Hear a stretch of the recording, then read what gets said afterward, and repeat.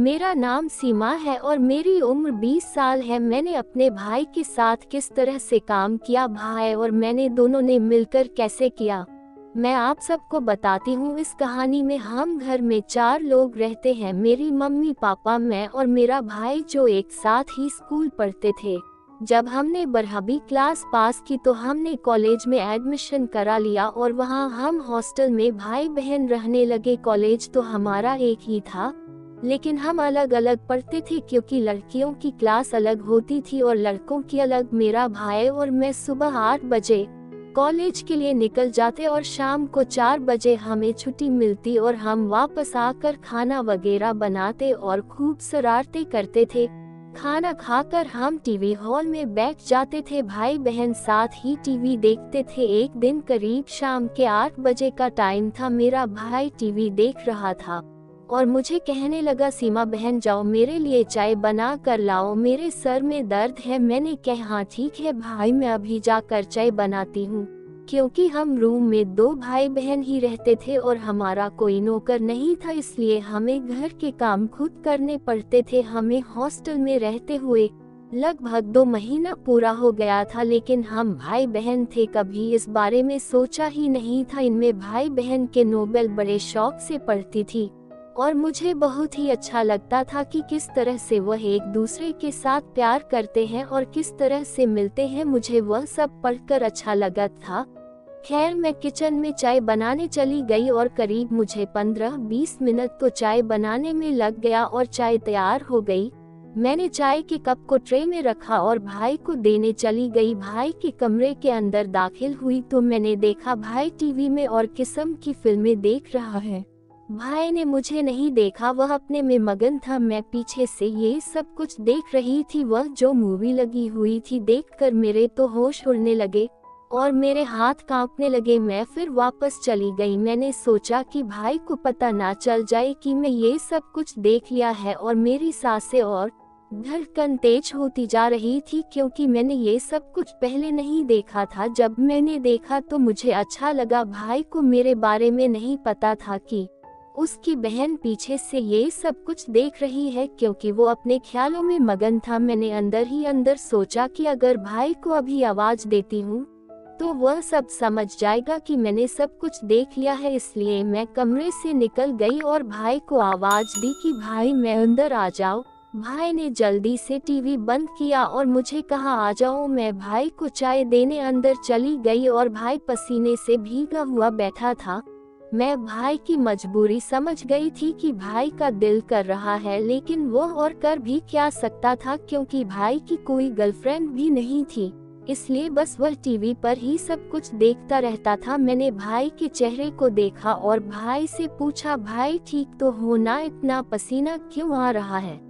तो कहने लगा, बस थोड़ी सी गर्मी महसूस हो रही है। मैंने कहा, भाई कमरे में फुल एसी चल रहा है और तुमको अभी भी गर्मी लग रही है, बताओ ना क्या बात है? तो भाई मुझे कहने लगा कि तुम मेरी बहन हो, मैं तुम्हारे सामने कैसे अपनी बात रखूं कि मैं क्या चाहता हूं, मुझे क्या जरूरत है? मैंने भाई के हाथ पर हाथ रखा। मैंने कहा, भाई देखो, हम यहाँ घर में अकेले रहते हैं, कोई नहीं होता, हम एक दूसरे के साथ अपनी बात शेयर कर सकते हैं। तुम शर्म ना करो, जो भी दिल में है बता दो, क्योंकि मुझे भाई से ये सब पूछकर अच्छा लगता था।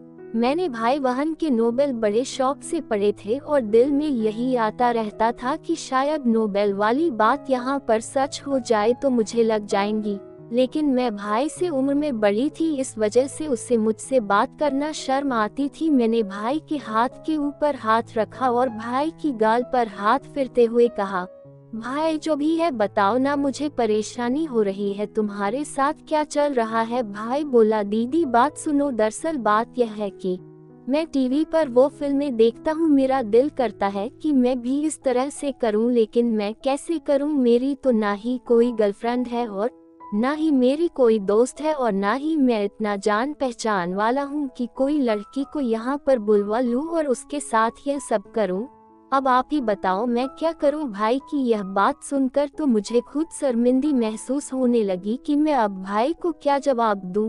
मैंने भाई के हाथ से अपना हाथ उठाया और मैं बाहर चली गई। अपने कमरे में आई तो मेरी सांसें तेज होने लगी। भाई ने इस तरह की बात की तो मेरा दिल मचलने लगा। दिल कर रहा था भी जाकर भाई से कहानी ही खत्म कर दूं, लेकिन फिर मैं डरती थी कि अगर भाई को मैंने इस तरह की बात कर दी तो भाई पता नहीं क्या सोचेंगे और हो सकता है मुझे डांट भी ना दे, क्योंकि मैं भाई के दिल से वाकिफ नहीं हूँ। मैं तो पूरी तरह से भाई के ऊपर हावी होना चाहती थी, लेकिन यही बात मुझे कुछ करने नहीं देती थी कि भाई किसी को बता ना दे, माँ को ना बता दे कि तुम्हारी परी मेरे साथ ऐसा काम करना चाहती है। अब मैंने सोच लिया था कि भाई के साथ अपनी तरफ खींचनी होंगी। रात को सो गई, लेकिन मुझे नींद कहाँ आ रही थी।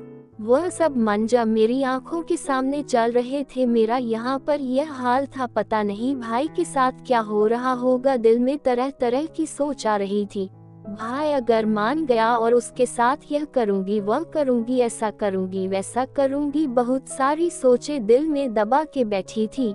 फिर मुझे नींद नहीं आ रही थी और मैं उठी, वॉशरूम चली गई। मैंने सोचा कि हाथ मुंह धो लूं, हो सकता है थोड़ा दिमाग फ्रेश हो जाए। मैं वॉशरूम में गई, अपने ऊपर पानी डाला और थोड़ा सा रिलैक्स हुई और फिर आकर अपने बैग पर सो गई, लेकिन नींद आने का नाम ही नहीं ले रही थी।